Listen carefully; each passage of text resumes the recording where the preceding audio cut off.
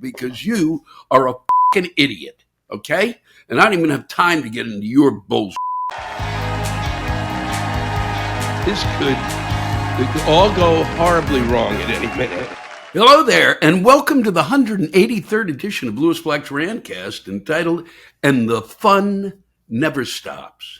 No, it just continues to rain over us. Oh, my, oh my. Where are we? We start on Friday. People wake up. It's going to be a great day. We're rolling into the weekend. No, there's a global outage beginning sometime that night, I guess, because Crowdstrike, who I don't know who's ever heard of Crowdstrike. Maybe some of you have heard of Crowdstrike. I had not heard of Crowdstrike. And when my friend said it was caused by Crowdstrike, I thought it was actually, this will give you an idea how insane I am and how little I know about technology. I thought actually that maybe so many people did some sort of thing on their computers that brought things to a halt. But nope, it was a company that on a Thursday decided to do an update. Huh? Now I got an update coming in on my phone today. I'm going, fuck you and your fucking update. But I was very lucky. On one level, when I say the fun never stopped, I was in Atlantic City and with my friend Kathleen Madigan and had been gambling that Thursday night into Friday morning. And so that was certainly fun. But then the global outage, the madness never stops. And I completely missed that. Lucky break. But still, of course, there's a global outage. Okay, this is horrible. What occurred? How do you pick a Thursday? Huh? You do it on a Sunday when shit ain't happening. Okay, and people are flying, and there's all sorts of other shit that could happen. But you don't do it on a Thursday. Maybe maybe they'll pay attention. Who knew that there was just this one group that's doing this stuff? And I'd never heard of it. I mean, I'm repeating myself, but I don't care. I had never heard of them. And I don't know of anybody who said, oh, yeah, you remember Crowdstrike, and they were really good, and that's the reason that company. Well, that this company is kind of, that's the Dutch boy with his finger in the dike. Yeah, that's where I'm going back to. I know about, I probably know that if I sat here, I could probably remember the Dutch boy's name faster than I would have ever known what Crowdstrike was. But by God, you just kind of got to wonder. So if we literally, we are in a global outage before the global outage occurred, okay? We are being pounded by shit over and over and over again. And if you don't think the rest of the world is watching what's going on here in terms of who we're electing and how things are going here, get a grip. Just get a fucking grip. All right? Fly over there for 2 days. They're watching us. Okay? It directly affects them. Okay? Are we going to actually kind of help the Ukraine? Or are we going to just wipe our hands of that and kind of get chummy with Russia? I mean, come on. Seriously. Okay? The electricity, the circuitry in all of our brains, I believe, worldwide is, it's literally, we're fried. Much like the system fried. Okay? And it's got to shape up. Because then we get through the global, and we still haven't gotten through it, actually. People are still fucked because of it. There are people who are supposed to leave on Friday. They're not able to leave until tomorrow. Airports were packed.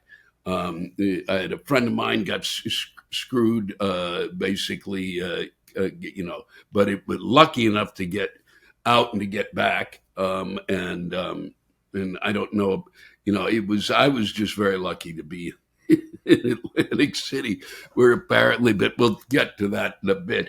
Hello, a tour update in case you missed it. Adding a few more dates doesn't mean I'm not retiring from touring. It just means that we've had some additions to the schedule. September 5th, I will be at the Riviera Theater in Buffalo. September 6th, I will be in Jamestown, New York, at the Reg Linné Center. And so it's an opportunity to see not only me, but the National Comedy Center well worth the trip, a double header. And if you're wondering where else I'll be going, go to lewisblack.com. Other dates will be added along the way. It doesn't mean I'm not retiring, but theaters are clamoring for me now. I'll see you down the road. Meanwhile, I'm watching the British Open, and lo and behold, it's Sunday afternoon, and it's supposed to be quiet. Have a nice little dinner. Get ready for Monday. Get ready to do this. Get ready for my Rantcast to roll out. And no, President Biden resigns. And now, all of a sudden, here we go. We've got Kamala Harris is now running to be the president of the United States. Eric Adams, our mayor here, has said has not really come out to endorse her. But it is a reason. That's a reason that many people might endorse her, Eric, because you are a fucking idiot. Okay? And I don't even have time to get into your bullshit. Yeah, I mean, apparently he's under investigation, but that's another road to go down. But okay, now it's Kamala Harris, and now it's like hour and an hour and an hour and an hour, and here we go. And now we're going to talk about him resigning and what went into the resignation and why did the resignation. We haven't even figured out why the kid was shooting up there, and they're investigating the head of the Secret Service, and she's in front of the congressional committee today. It's just mad. The fun just continues we just continue to bathe in fun, huh? Lord, and so it took this long to kind of figure it out. All right, fine, okay, and now we got it, and so now we got to. Listen, can she beat her? But I don't know. And here are the numbers, because let's start looking at the numbers again. Let's not deal with reality. Let's not let this unfold. Let's not kind of go through what are the issues out there. Why don't you use this fucking time, media, to explain to us what the issues are, the main issues right now, and all of the information that you might have that either side might present, and that give us a sense of what the argument is and who's got the facts on their side, because that would really be great. Okay, as opposed to crack. We think and we think and we think and we think. I don't give a fuck what you think anymore. Okay, you shouldn't be on the air unless you've got actual news. All right, and that's just the way it is. Good God. And Biden is, what he did really, it took a lot, and I'll tell you why. I mean, it's partly by stepping aside, he, in a sense, has to look at that he has become irrelevant. And that's part of the deal. Okay? We can talk about all the things, the courage side and everything like that. And if there was somebody amongst the Democrats that maybe would win it, and we had that kind of like that would look like, wow, so far ahead, but you don't, and you got to be true to Kamala Harris. Okay, she's the vice president. You're going to say no, but for God's sake, he has to face the fact that he's got to move on. And I mean, I understand that difficulty. I have a friend, Steve Olson, the West Bank Cafe was announced this week, along with fucking everything else, that he is where it's going to have to close. It has been my home for nigh on 40 some odd years, if not, a couple of years longer. It's unbelievable to me that this has happened. And he is, my friend Steve is facing this. I am facing it and I've kind of understood this. It took me a while when I said I would, was retiring from touring. I'm making a transition to another life, and he's going to have to make a transition to another life. My friend Steve is going to have to make. That's tough. That's all of a sudden I went, oh fuck that. There's the problem. It's that what am I going to do? That was what held Biden up, I believe, was that in terms of this decision, because it is what defined his life. is touring really defined my life, and being a comic, performing a ton defined my life. To my friend Steve, running a restaurant defining his life. And then it's finding out what it is that you want to, what it is you want to do next. And it's a whole different life. It's a transition, a life transition. It is a passage. Okay? You graduate from college, and that's one thing. You're young and you're resilient. But as you grow older, it's like your brain takes a little, it doesn't have the elasticity it used to have. And let me assure you, I know that one. And this, so we shall see what we shall see. All I know is this election is, it's really like reading War and Peace. Okay. And in full disclosure, I never read War and Peace, but I think the comparison is apt. In the background, I don't know if you can hear it. Every time I do the Rantcast, the siren goes by just to remind me that the fun never stops. And now, of course, with this transition, I've got pounded by emails, where I was pounded before. You go, send me money, send me money, send me money. Please send us money. We've got a campaign here. We got a campaign there. I get inundated from states that I don't live in, asking me for money for Bobo Sirico or Jammy or Snicky Snack or Poop Poop to Pa. And they want that money, and please get it to me immediately. And now they're texting me like there's no tomorrow. Please stop it. Please stop it. And it's going to be endless with this transition, because as I said last week, what's the most important thing? It's money. That's what, because that was part of the reason, the heavy donors decided that they weren't going to back Biden. So don't tell me that doesn't have, that their money doesn't have a fucking effect. And then Elon Musk, also last week, because the fun never stops, he tells Donald Trump that he's going to be giving him $45 million a month. For what? What do you think he's going to get out of that? Huh? Do you know, for $45 million a month, all right, if I was getting that, I would pretty much be blowing Elon Musk whenever he called. Whenever he wanted it, whenever he needed it, when he didn't want another kid. I mean, it's tough on me. It's not something I want to do. But for $45 million a month, why not? Okay? Huh? $45 million a month. What do you think he's going? Seriously, folks, when do we stop this bullshit? Don't tell me that doesn't fucking influence things. Please. But enough of that shit. All right? Enough of it. Let's move on to what was fun. The real fun that never stopped is that I went to Atlantic City, and it's been a long time, but I got to see my pal Kathleen Madigan, and that was just great. Just great. And if you get a chance, I would listen to her Rantcast this week. You'll probably get a bit more of what went on down there. And it's, even if she doesn't go into it, it's well worth your time. We arrived there on Thursday. We both were coming in at the same time. I got in to the Borgata and got to my room, and looking out, and they were coming from the airport. And then all of a sudden, as they arrived, there was turned out, we didn't know for a while. It could have been this, it could have been that. And there was no announcement. The hotel gave no announcement, none whatsoever. I was in my room.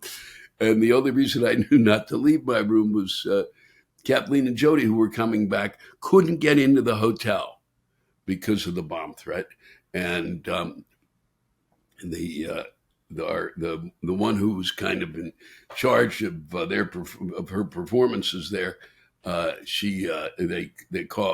were in touch with her and said, well, you can't get into the hotel right now, and be sure to tell Lewis not to come down on the elevator because he may not be able to get back up, and the door to his room might be locked, and whatever else was and I thought, wow, this is finally I was going to have some fun, and I thought this is really great. But once again, boom, there's somebody on a Thursday to boot, on a Thursday decides that they're going to call up and tell the Borgata that they're going to blow it up. Really? And what's been transpiring in the country? Now you're going to call? Really on a why don't you wait until a Friday or a Saturday when the place is full? Well, I just only wanted to kill a third of the people who would be. Come on. So now I'm inside. She's outside. I can't leave the room. All we wanted to do, it's about 4:30 in the afternoon, was they would get in and then we could go downstairs to the bar that's there with the video poker that we love to play. And it's always a winning, always can win down there, or at least get a run, and which we were able to do eventually. But my God, it was just, we were stuck and couldn't get in. And now we're sitting around, and then somebody comes, they finally were able to get in. The Uber picks them up. The Uber driver gets pissed because they only get a rate in Atlantic City.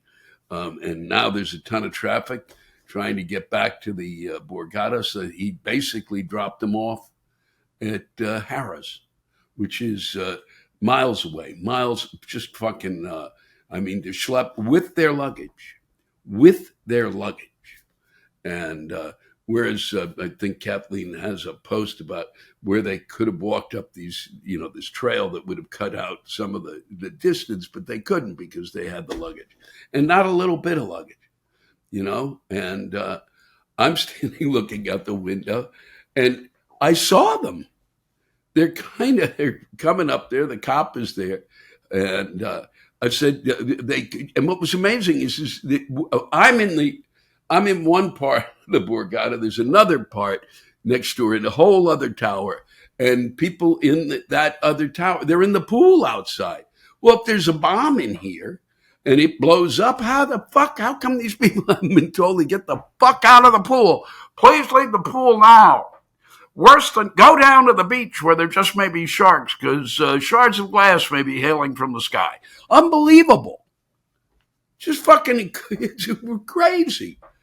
So I basically said, go to there, go and get into that, enter into that tower. And sure enough, they could get into that tower and then get into the place. The cop had tried to stop them again.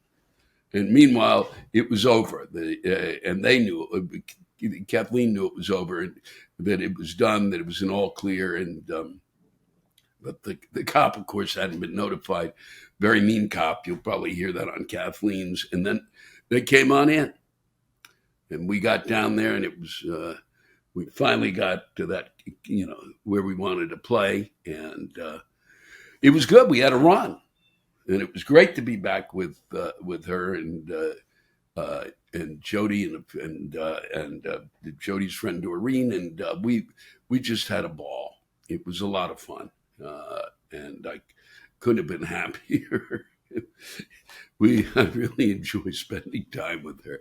She's been one of my best friends for quite a long time, and it was really great. And on Friday, we went over to a place called the White House, which serves.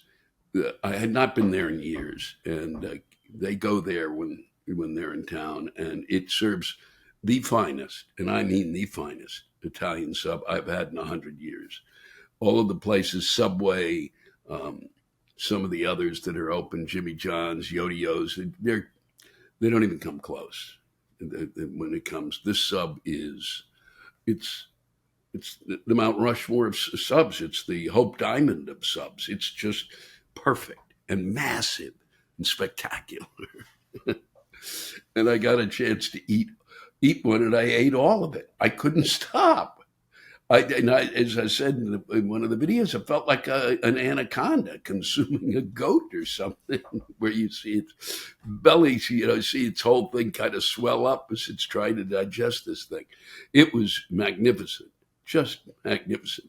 And I believe since it's in the White House. This place is established in 1946. Pictures of every celebrity who's ever been through Atlantic City is there. And I think that Italian sub, since it is in the White House and created in the White House, and for many people, I'm sure is as important as the real White House. That sub alone should be the president of the United States. Okay? That's the sub that should be the president. Replaced fresh daily on the desk in the Oval Office. Bring them in. Well, whatever country. I don't give a fuck what it is. Say, here's our president. Your president will talk to you, and our president will talk to you, and really we'll try to see what we can do. Okay? Do you want hot peppers or sweet peppers? God, it was a delight. And then that evening, I had not been planning, but so, what the hell, I'm there. And I was, there's part of me that just was excited about watching her work and sitting backstage. And so she'd be working and I'd be sipping my wine. And but I ended up going on stage, which was just great because I think I've played the Borgata more than any other comic. And I love that room and I'm comfortable in that space. And her audience and my audience are we really cross over a lot of times and who know both of us. And it was a great, I was so happy to be able to do that 8 to 10 minutes, whatever I did. It really was, it was a joy for me, to be honest, because I had not been up in a while and you kind of go, like Biden, am I still relevant? And it worked. It was really beautiful. And the folks who stood up, that whole crowd, I can't thank them enough. And I can't thank Kathleen enough for giving me that time and for being such a pleasure to watch on stage. She is in the heart of her. She has hit her stride. And she's really, as far as I'm concerned, the funniest person out there. And I'll be honest, some of the stuff, there were two pieces that she wrote that one I couldn't have done, but I did it. It was really hysterical. And another one that I really felt like, God, I wish I had thought of that. That it's such a beautiful, beautiful piece of writing that she's done and putting together a way in which for us to look at really the nonsense that's occurring. I really advise anybody out there who, if she's coming to your area, get tickets, go see her. This is a real opportunity to watch a comic hitting the mark, and well worth your time. It was just a lot of fun. Then we went and played some craps at a $25 table. And here's something you shouldn't do: play craps at a $25 table. It's no longer fun. Okay. I mean, I could afford to play that, and I don't enjoy it. For me, it's recreation. I'm going to play a certain amount of money, and I'm not going to play that kind of money. All right, I think it's stupid. And then there were $100 roulette tables, for God's sake. I mean, what? And there were two of them. No, nobody's at one. I don't get it. I don't understand it. There must be. I know there's a method to their madness. I guess they just drive people to them. They get the one or two people who snap at like the $25 roulette table. But it's brutal. You start to care more, and you can't care that much. You can focus. You can hope that these are the rolls, but no, it's really something else. And so we fled there and went back to our video poker at the bar. And Kathleen had a run. We had a run there for a while. At the very beginning, actually, on Thursday, we thought we really would be going somewhere when almost immediately we hit 4 jacks. And once we got to the second night, we were really rolling after the craps thing, and it was going and going and going, and we'd hit 3, 4 of a kinds, and we built up kind of a stockpile of their money, and played for about 2.5 hours, and then went upstairs and snacked on a little more the Italian sub. Oh yeah, we bought 4 of them. You can see that online. So it was really the fun with her has never stopped. In the years that we've known each other, when we get together, we really enjoy each other's company, and it was a pleasure to spend time with her again. And it would behoove you, yeah, I said that, to try and catch her when she's out on the road. I'm going to just read you one thing, and then we're going to wrap this up. J.D. Vance's hometown was pounded by golf ball size hail just minutes after the GOP senator was named Donald Trump's running mate. Dun, dun, dun, dun. The hail in Middletown, Ohio was so intense, reports the New York Times, that it cleared parks as people fled for cover. You think God was sending a message? Huh? Do you? I mean, if Donald Trump is truly the chosen one, which I'd have to be, if that's true, I'm going to have to be put in a mental hospital. Then I guess J.D. Vance is truly the, what did they call him? What would you call that? The Antichrist. God throwing hail at his hometown is somebody. Every so often God talks. Every so often God has a message. Hail, moments after they pick him to be the vice president, is a big message. It's a big message. And there's all sorts of things we'll be talking about with him. But I think that's God telling us what's up is really the important message. And so we're going to move on, really. And I hope that you enjoy all the rants you hear today. And thank you again to those of you sending them in. Thank you all for responding to Greg's Rantcast. I believe it's 181. Your generosity, your willingness to give information of where he might turn to, and that the message got through to you, and that no one that it worked. And even if it's just to remind us that that's got to be part of whatever these either side, the Democrats or the Republicans, call what they should be doing for us, huh?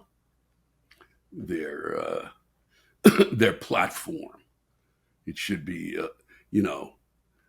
don't leave. You should, no one left behind. Well, you're leaving them behind. And Greg was getting screwed, and I hope we're able to help. And thank you all for pitching in. And please, let's try to enjoy this summer. Let's do the best that we can under the circumstances. It's been a pleasure to spend time with you, and a privilege as always. Have a good week, or a reasonable facsimile thereof. Are you struggling to get the much needed sleep you deserve? Well, luckily, it's great sleep summer with our partner, Via Hemp. There is no more counting sheep or tossing and turning in the summer heat, because Via Hemp is a company that's dedicated to the natural benefits of hemp to create high-quality wellness products right here in the United States. Via is the only lifestyle hemp brand offering a craft experience using compounds found in lab-tested hemp, plant extracts, and other natural ingredients to create products, each with a specific effect in mind. Whether you want to get better sleep, ease anxiety, recover from a workout, or just get in a great mood, they have something for you. They're offering ways to promote sleep and relaxation with their new Dreams formula, blending passion flower for sleep support and L-theanine to calm the mind. They are available in 2, 5, and 10 milligram options, as well as their 0 milligram Zen, all of which allow you to customize your sleep. But they aren't just for sleep. Via also offers a wide array of other gummies with and without THC, ranging from 0 to 100 milligrams. Whether you're looking for anything from improved sleep, focus, or to get a little pep in your step, Vaya has something for you. The best part, it legally ships to all 50 states directly to your door in discreet packaging with a worry-free guarantee. No medical card is required, and it shows up to your door in every state. And if for some reason there's an issue, they have award-winning customer support to help you out. So if you are 21 and over, check out our link in the description to Vaya's website for 15% off. I've been using gummies for over a year now to get better sleep, and they have done the job. I think they will for you, and it sure beats an Ambien. That surely does. So if you're 21 and over, check out the link to Vaya in our description and use the code LEWIS, Lewis, to receive 15% off. Once again, click on the link and use code LEWIS to receive 15% off at checkout. After you purchase, they'll ask how you heard about them and tell them that I sent you. You're supporting this show. Get the rest you deserve with dreams from Vaya. From Peter Atwood, I'd like to thank you for this rare complaint about Canadian healthcare. Hello, Lewis. Please bear with me. I'm from Canada. My rant is about immigrants. No, not that kind of rant. It's about the language barrier, especially with doctors here. Our free healthcare system isn't free. We are taxed to fucking death here, especially in my tiny province of Nova Scotia. And some of that money pays for healthcare. But it seems that native Canadian doctors don't want to work here, so we depend on foreign doctors who couldn't be any fucking worse than the idiots we already had. However, the language barrier between patient and doctor is worse than trying to understand drunk Harold's story about the time he dated a transvestite in the 60s. I've had some medical issues as of late, and every specialist I've been sent to can barely utter the word hello without slaughtering the English language, like a first-year med student dissecting a pig fetus. I'm sure these doctors must have passed all their meds courses, but then I tell them I'm suffering from migraines. And in the miscommunication, he offers to do a fucking rectal exam. My confidence in his ability causes my asshole to pucker up like an apple doll. All I ask is that when I trust my health to a professional, it would be nice if both of us can understand what the fuck each other is saying. Yours in health, I hope, Peter. Thank you, Peter. Can't you use the phone thing at least to get some idea? Here's what migraine is in whatever language. Unusual, but I guess this is a warning for those who are flying up there. But I just say maybe avoid Nova Scotia. Interesting to hear a complaint about Canadian medicine. Never. I don't get them. They never come in. I'm sure they're bitching up there. We bitch more about it than they do. Unbelievable. From Ben Whipple, he wrote it just before I performed in Berlin, and I'm just finally getting a chance to read it. So thank you, Ben. Dear Lewis, I thank you for making it out to Berlin. As an American expat and immigrant fleeing the dystopian hellscape that is the United States, it's a relief that you've come all this way to this dystopian hellscape to entertain us. Berlin seriously needs a good laugh. I've been living here since 2019. I have several German friends, a German flatmate, a German boyfriend, and I've been taking German classes to better integrate myself into my new home. One thing continues to piss me off, though. When Germans ask me if I can speak German, I say, a bit, I'm still learning. And inevitably, they take this as a sign that they should help me by speaking entirely in German around me. Now, how is that helpful?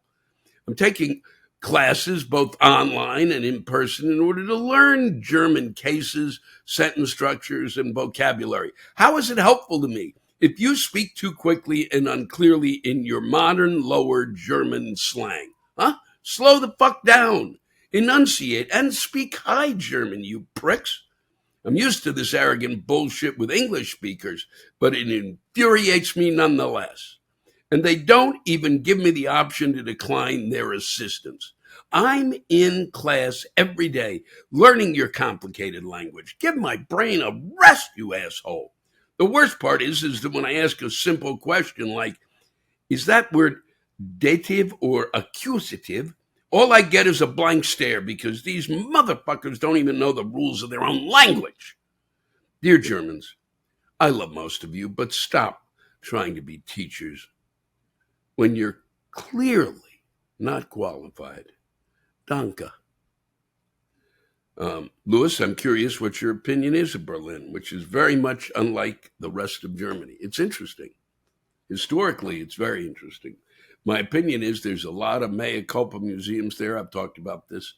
The Germans seem to have created a whole bunch of museums where they're basically saying, we fucked up here, we fucked up here, we fucked up here. Staring out at the Brandenburg Gate is extraordinary. Wandering through the portion that was East Berlin and West Berlin and seeing the differences is fascinating. The museums down on the kind of island there, the isthmus, or the peninsula, I'm not sure which, really fascinating. And I enjoyed it. But it's so modern that I prefer to see the older cities there now. And also I wasn't really in Berlin. We went and performed in what appeared to be a suburb. We were like 30 minutes outside of Berlin, and I'm glad people came out, and I am thrilled you did, Ben, because it was a very small audience, and I really just didn't know how to sell tickets there, but it was a nice night. I enjoyed performing there, even though it was a very odd building with a very nice theater. So take care of yourself, and hopefully you master German. I'm sure you will. Ben Gibbs, yelling about something I've not heard yelled about. That's right, he's ranting, and he's raving. And I can't believe what he's pissed at, but there must be more of them in his area than there are here. Thank you, Ben Gibbs. I used to get irate about funeral processions. What is the point of stopping traffic? They're already dead, for fuck's sake. It's not a medical emergency. Then I had a realization. There must be one miserable bastard in the hearse in order for so many people to feel the need to rush to the cemetery to put that corpse in the ground and move on with their lives. An interesting point of view, Ben, and I'm glad you could share it. That'll be interesting to see what people have to say. If they say anything, or they're just kind of, I'm shocked. Jason Lee rants about a topic that seems to be on the minds of the media this week. When the media has a mind, if they have a mind. Thank you for this, Jason. Project 2025 will be the worst and craziest thing that will happen to the U.S. If enacted, if a president who wanted to kill anyone, rich people included, for purposes of revenge, they can. SCOTUS already made presidents kings and stripped all power from federal agencies. There goes clean air, clean water, food safety, drug safety, traffic safety, and whatever else we have experts for in the federal government. Why don't people understand conservatism is returning power to the filthy rich? It's why there is homelessness everywhere, and socialism is a scare word. Socialism is a scare word for the fucking filthy rich. The rest of us should embrace it because it will lower crime, save lives, get homeless people off the streets, and treat people as fucking human beings. Well, that's true, Jason, if we have competent folks in the positions they need to be in. And when it works, it works. And it doesn't mean that socialism would work, but it really, it could. But we need to have professionals. Government works when the folks in government know what they're doing. Not the fuckers up top, those in the middle, those who do the jobs, those who actually get the work done. Appreciate that, Jason. Mention of Project 2025. We'll be hearing more about that because that's what the media is now quacking about. We'll see how long they'll be quacking. Hundreds of pages, apparently. Hundreds. Thanks for sharing, Jason. From our pal Nancy Stanley, who's written in a number of things, and I wanted to share this with you because maybe her kids will listen to this if it's on the Rantcast. Dear James and Sarah, this is the very last thing I will ask for in my 30 plus years of being your mom.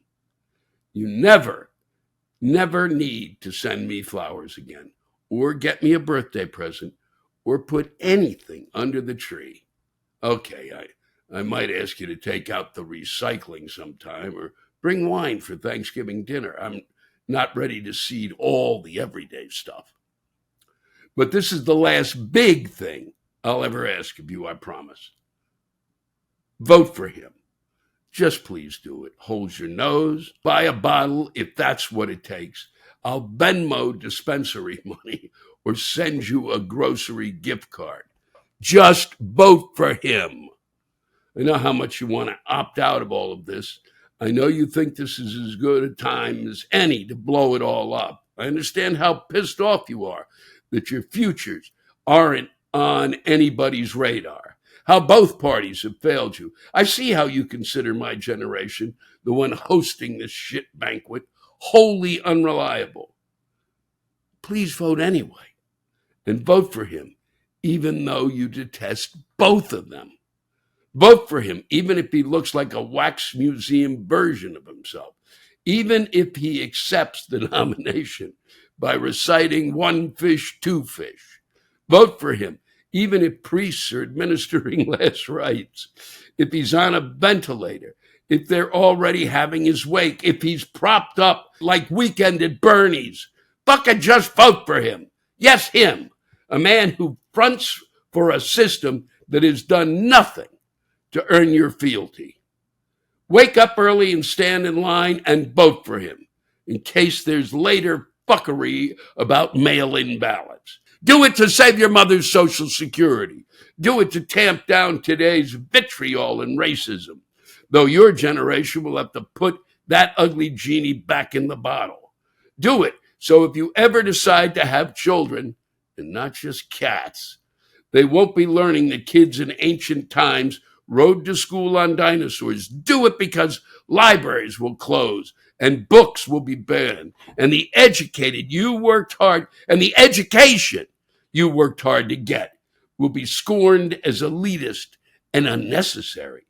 Do it so that you and your friends can fuck, live with, and love whoever the hell you want. Do it because if you don't, birth control will soon be harder to come by than cocaine. Oh, and by the way, don't do cocaine. You both deserve so much better from your country. Most essentially, the chance to vote for something instead of merely against something much worse. But that's not what we have in front of us now. So I beg you, from the bottom of my heart, just go vote.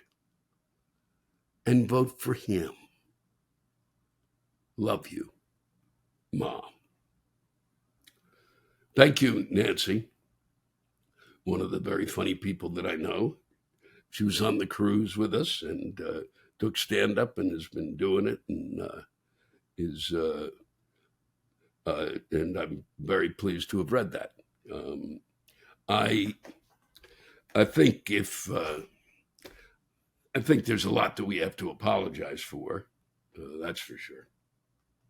I talked about this a long time ago in a set that I did, and I think it's interesting to see that you take that and intimately share your generation's false steps with your kids. I could go on and say a few things more, but I'll let what you say stand.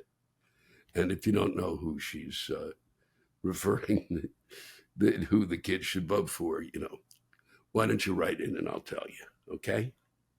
Because if you miss the point there, then you've missed the point, right? And, well, she didn't say those key words I need to hear. Didn't have to. Thank you, Nancy. Thank you. Thanks to all of you for listening to my Rantcast. If you have a rant you want to get off your chest, send it in to me at lewisblack.com/live. You can think of it as therapy, or whatever you want to think of it as. Just let it rip. And I want to thank the true stars of our show, the ranters, and the splendid rants they gave us. Lewis Black's Rantcast was created and hosted by me. Aha, Lewis Black. Our live rant audio was produced by James Salter. Our theme song by Chris Lane. Executive producer, Ben Brewer. Executive producers, Matt Kleinschmidt and Robert Kelly.